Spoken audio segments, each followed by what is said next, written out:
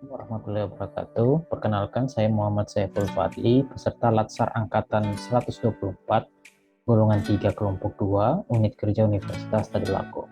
Pada kesempatan ini, saya ingin menjelaskan terkait dengan manajemen ASN. Jadi, terkait dengan kedudukan ASN, manajemen ASN itu merupakan bagaimana pengelolaan ASN untuk menghasilkan pegawai ASN yang profesional, kemudian memiliki nilai dasar etika, kemudian ada etika profesi, dan juga bebas dari intervensi politik atau bebas dari praktik korupsi, kolusi, dan juga nepotisme. Nah, ini dia kondisi manajemen ASN. Di kondisi manajemen ASN saat ini yaitu terkait dengan pelayanan sektor publik, yaitu belum sepenuhnya berkualitas dan memuaskan publik. Nah, ini adalah kelemahannya, masih lemahnya sistem birokrasi. Kemudian di kondisi manajemen ASN yang diinginkan, yaitu terkait dengan bagaimana pelayanan prima untuk memuaskan masyarakat, terkait dengan pelayanan sektor publik yang berkualitas. Nah, sehingga profesional dan berkarakter dengan birokrasi berkelas dunia pada tahun 2025. Nah, inilah yang dibutuhkan, adanya terobosan inovasi dan juga terkait dengan bagaimana mengupdate dan juga meningkatkan kompetensi dan juga berinovasi sesuai dengan perubahan zaman dan juga perkembangan teknologi. Nah, terkait dengan manajemen ASN merupakan pengelolaan ASN untuk menghasilkan pegawai ASN yang profesional, itu tadi profesional, kemudian memiliki nilai etika dan juga terbebas daripada bersih dari praktik korupsi, kolusi, dan juga nepotisme. Jadi manajemen ASN di sini ini lebih menekankan kepada pengaturan profesi pegawai sehingga diharapkan agar selalu tersedia sumber daya aparatur sipil negara yang unggul selaras dengan perkembangan zaman. Nah, itu terkait dengan kondisi manajemen ASN. Nah, ini dia kewajiban daripada ASN. Yang pertama itu setia dan taat pada Pancasila, Undang-Undang Dasar 45 dan juga NKRI. Kemudian yang kedua adalah menjaga persatuan dan kesatuan bangsa. Kemudian ada yang ketiga, melaksanakan kebijakan yang dirumuskan oleh pejabat pemerintah yang berwenang. Yang keempat, menaati ketentuan peraturan perundang-undangan. Kemudian yang kelima itu melaksanakan tugas kedinasan dengan penuh pengabdian, kejujuran, kesadaran, dan juga tanggung jawab. Kemudian yang keenam yaitu menunjukkan integritas dan keteladanan.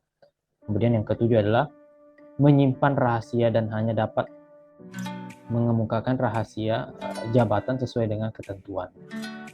Yang ke-8 adalah bersedia ditempatkan di seluruh wilayah negara kesatuan Republik Indonesia. Jadi berdasarkan jenisnya, jadi pegawai ASN itu terdiri dari PNS, ada PNS dan juga P3K atau pegawai pemerintah dengan perjanjian kerja. Nah, perbedaannya di sini adalah PNS itu merupakan warga negara Indonesia yang memenuhi syarat tertentu, kemudian diangkat sebagai pegawai ASN secara tetap oleh pejabat pembina kepegawaian untuk menduduki jabatan pemerintahan yang memiliki nomor induk pegawai secara nasional.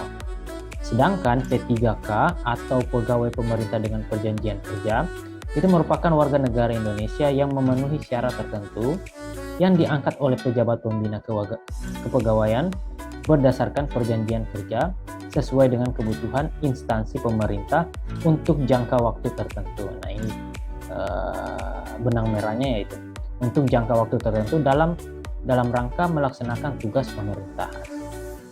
Jadi di manajemen ASN juga dikenal dengan sistem merit. Jadi bagaimana sistem merit itu adalah kebijakan dan manajemen ASN yang berdasarkan pada kualifikasi dan kompetensi serta kinerja secara adil dan wajar dengan tanpa membedakan latar belakang politik, ras, warna kulit, agama, asal-usul, jenis kelamin, status pernikahan, umur, atau kondisi kecatatan. Nah, itu dia. Kemudian terkait dengan latar belakang sistem merit itu ada perlu adanya keterkaitan antara pengelolaan SDM, kemudian ada struktur kepegawaian yaitu kualitas, kuantitas, dan juga distribusi belum ideal, kemudian praktik spoil system dan inkompetensi dalam sistem itu rekrutmen dan seleksi pegawai, kemudian tingkat disiplin dan etos kerja. Itu terkait dengan sistem merit. Jadi di sini rangkuman yang bisa saya ambil daripada manajemen ASN itu, ini dapat kita lihat bagaimana pegawai ASN berkedudukan sebagai aparatur negara yang menjalankan kebijakan yang ditetapkan oleh pimpinan. Kemudian yang kedua adalah ketentuan lebih lanjut mengenai upaya administratif badan pertimbangan ASN diatur dengan peraturan pemerintah. Dan yang ketiga adalah manajemen ASN itu adalah pengelolaan ASN menghasilkan pegawai ASN yang profesional, kemudian memiliki nilai dasar, etika, bebas dari intervensi politik, korupsi, dan juga nepotisme. Jadi manajemen ASN itu lebih menekankan kepada pengaturan profesi pegawai sehingga diharapkan agar selalu tersedia sumber daya aparatur sipil negara yang unggul selaras dengan perkembangan zaman. Nah, jadi pegawai ASN itu berkedudukan sebagai warga negara yang menjalankan kebijakan yang ditetapkan oleh pemerintah,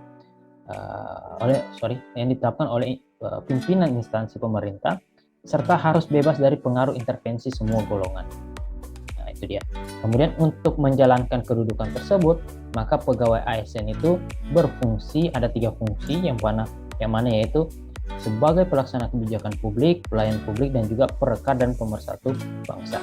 Yang mana agar dapat melaksanakan tugas dan tanggung jawab dengan baik dan meningkatkan produktivitas, menjamin kesejahteraan ASN dan juga akuntabel, maka setiap ASN diberikan hak. Setelah mendapatkan haknya, maka ASN juga berkewajiban sesuai dengan tugas dan tanggung jawab. Jadi demikianlah bagaimana tadi learning journal daripada manajemen ASN. Jadi sebagai ASN, semoga kita dapat mengimplementasikan nilai-nilai tersebut dalam menjalankan amanah yang diberikan. ASN berakhlak, bangga, melayani bangsa. Sekian dari saya. Wassalamualaikum warahmatullahi wabarakatuh.